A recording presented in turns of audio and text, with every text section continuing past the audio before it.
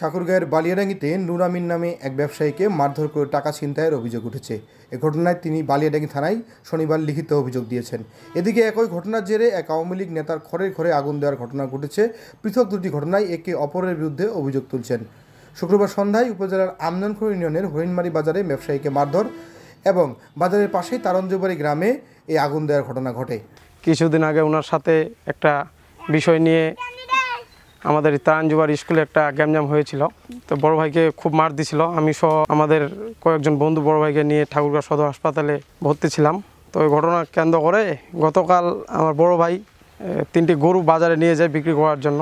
বিক্রি করার পর বাজারে যায়। তো যাদের সাথে গ্যামজামটা হয়েছিল তারা আবার বড় ভাইয়ের সাথে পাল্টা গ্যামজাম করার জন্য ঘেরে ধরে।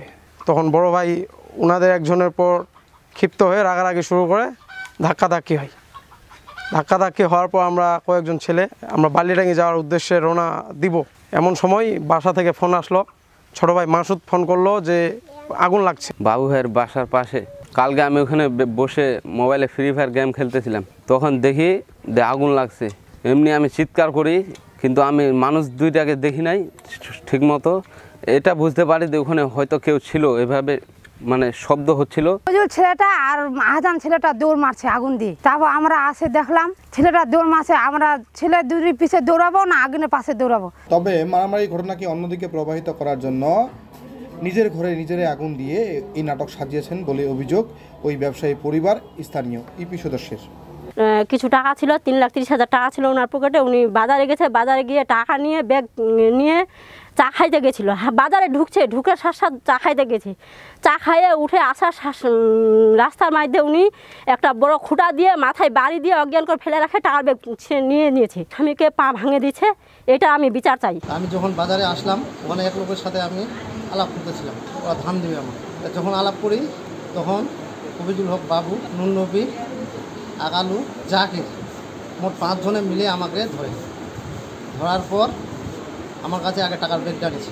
ব্যাগটা নেওয়ার পর লাঠি দিয়ে বাড়ি দেওয়া শুরু করছে। বাইর হয়ে টাকাটা নিয়ে চোটের ব্যাগে ছিল 3,30,000 টাকা। চোটের ব্যাগ থেকে ওরা দেখতেছে যে চোটের ব্যাগে টাকা আছে, ওনাকে ধরে ব্যাগটা নিয়ে নিচ্ছে। নেওয়ার পরে উনি চলে যাচ্ছিল, পালিয়ে চলে যাচ্ছে। আবার ধরে ওনাকে মার দিচ্ছে। মার দিয়ে ওই জব্বার সার কীটনাশক দোকান, ওনার দোকানে ভিতরে ঢুকাইছিল। জব্বার মেম্বার, মহিলা মেম্বার, ওনার দোকানে ভিতরে ঢুকেছিল। আমরা 999-এ ফোন দিই। 999 থেকে পুলিশ আসলো। পুলিশ আসে, পুলিশ উদ্ধার করে নিয়ে আবার পুলিশ সহ আমরা সহ সবাই মিলে আমরা আমাদের ভাইকে নিয়ে হসপিটালে সবাই মিলে আমরা ভর্তি করি। তখন আমরা হসপিটালেই ছিলাম। এখন ও জানি বলতেছে এখন যে আমাদের ঘর জ্বলাই দিচ্ছে, ঘর পুরাই দিচ্ছে। এখন আমরা তো হসপিটালেই ছিলাম, তো আমরা কিভাবে এখানে ঘর জ্বলাইতে? কালকে হরিমারি বাজারে বিকাল অনুমান প্রায় 6টার দিক আমি মস্ত ভাজির সার দোকানে বসে আছি। ওই দিক থেকে বাবু একটা খোঁটা লাঠি নিয়ে ওই যে রুল আমিনকে পিটাই নিয়ে আসে। যখন জব্বার মেম্বারের দোকানে ঢুকতে বাড়ি মারি দিচ্ছে, আমি দৌড়ে যাচ্ছি কিসের গ্যামজাম, দেখছি বাবুর হাতে লাঠি।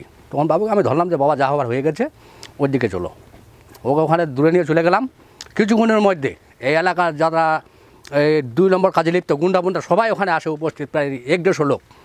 এদেরকে হাটে থাকতে দিবে না, দৌড়াদৌড়ি করা ভেজাভিটি পালাইলো।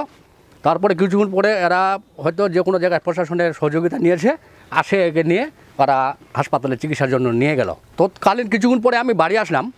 এর বাড়িতে আসে এদেরকে নিয়ে আমি বলছি যে মামলা মোকদ্দমা করার দরকার নাই, আমরা যেহেতু প্রতিনিধি আছি সবাই বসে এটা সমাধান করার চেষ্টা করব। এই কথা বলে এদের সাথে আলাপ আলোচনা আমরা সবাই মিলে করতেছি। এর মধ্যে শোনা যাচ্ছে যে ওদের বাড়িতে আগুন। তখন এরা সবাই আমার কাছেই ছিল উপস্থিত, এটা আমি বলতে পারবো। পুলিশ বলছে দুটো ঘটনার পৃথক অভিযোগ পাওয়া গেছে। পুলিশ ঘটনা দুটো তদন্ত করছে, জড়িতদের বিরুদ্ধে আইনানুগ ব্যবস্থা নেওয়া হবে। ডেস্ক রিপোর্ট, আজকের বালিয়াডাঙ্গি।